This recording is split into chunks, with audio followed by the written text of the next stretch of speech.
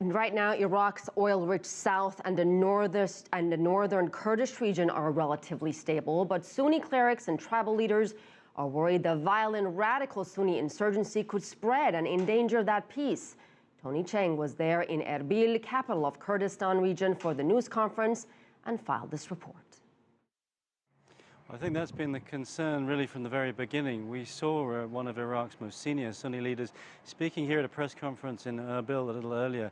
He said this was not the establishment of an Islamic caliphate that was going to stretch all the way from Syria to Iraq, but this was a fight against Nouri al-Maliki, the Shia prime minister. He said that the Sunni tribes were working with ISIS to get rid of Maliki, but they were very much in control of the areas that they've taken over in the last in the last week, pretty much. He said the Sunni tribes were prepared to work with anybody as long as they were prepared to get rid of Maliki, including the United States.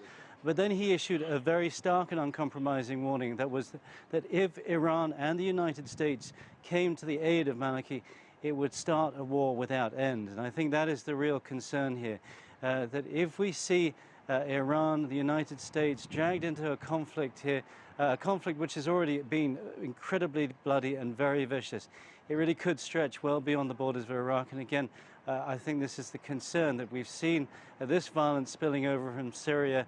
There is in turn a knock-on effect into other countries. It would prove to be disastrous if it hasn't been disastrous already. So a very stark warning there. I think it is a serious concern. It's also interesting that in Baghdad, the government is complaining that they feel they've been isolated by the international community. We've seen no reaction as yet from Washington, D.C.